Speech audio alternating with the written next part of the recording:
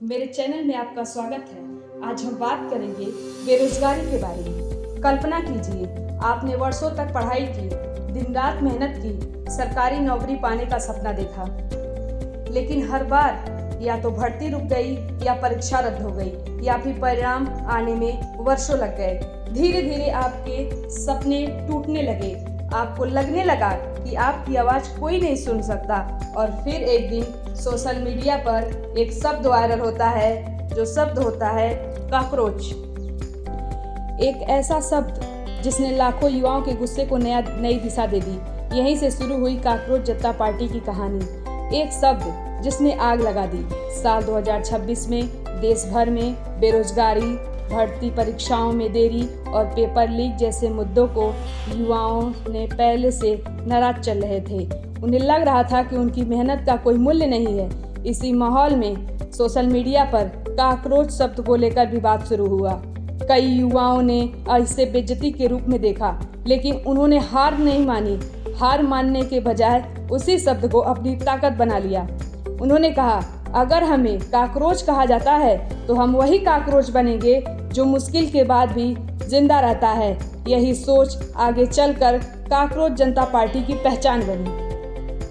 16 मई 2026 को कुछ युवाओं ने सोशल मीडिया पर एक अभियान शुरू किया। शुरुआत में यह केवल ऑनलाइन आंदोलन था। किसी को अंदाजा नहीं था कि कुछ दिनों में हजारों और फिर लाखों युवा इससे जुड़ जाएंगे। लोग अपने अनुभव साझा करने लगे। किसी ने बताया कि वह 5 साल से नौकरी की तैयारी कर रहे हैं। किसी ने कहा कि परीक्षा पास करने के बाद भी हमें नियुक्ति नहीं मिली। किसी ने कहा कि उम्र निकल रही है लेकिन नौकरी नहीं मिल रही है। धीरे धीरे यह केवल एक नाम नहीं रहा, यह बेरोजगार युवाओं की आवाज़ बन गया। आखिर युवाओं का दर्द क्या था? एक छात्र ने कहा, हम पढ़ते हैं, मेहनत करते हैं, फीस भरते हैं, फार्म भरते हैं, लेकिन नौकरी फिर भी नहीं मिलती। दूसरे ने कहा, भर्ती निकलती है, परीक्षा होती है, मामला कोर्ट में जाता है और सालों बीत जाते हैं। फिर तीसरे ने कहा, हम सिर्फ नौकरी नहीं मांग रहे, हम अपने भविष्य का अधिकार मांग रहे हैं। यही दर्द लाखों युवाओं के दिल में था और यही दर्द सीजेपी की ताकत बन गई। सोशल मीडिया से लेकर सड़क तक देखते ही देखते कॉकरोच जनता पार्टी सोशल मीडिया पर ट्रेंड करने लगी। लाखों लोग इसके पेज और अभियानों से जुड़ने लगे। युवा मीम्स बनाकर, वीडियो बनाकर और पोस्ट लिखकर अपनी बातें लिखने लगे। लेकिन यह सिर्फ इंटरनेट तक सीमित नहीं रहा। कई जगहों पर युवाओं ने इकट्ठा होकर अपनी मांगना शुरू कर दी।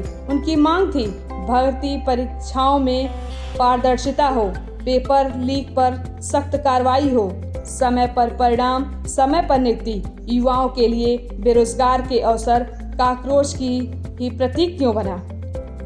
आमतौर पर लोग कॉकरोच को पसंद नहीं करते, लेकिन सीजेपी के समर्थकों ने इसे एक अलग नजरिए से देखा। उन्होंने कहा, कॉकरोच दुनिया से सबसे जुझारू जीवों में से एक हैं। यह वह कठिन परिस्थितियों में भी जीवित रहता है, बार बार लगता है लेकिन खत्म नहीं होता। युवाओं ने कहा, हम ऐसे ही हैं, हमें कितनी भी मुश्किल मिले, हम हार नहीं मानेंगे। यही कारण था कॉकरोच आंदोलन का प्रतीक बन गया। क्या सीजेपी सचमुच एक राजनीतिक पार्टी है? यह सवाल बहुत लोगों के मन में है।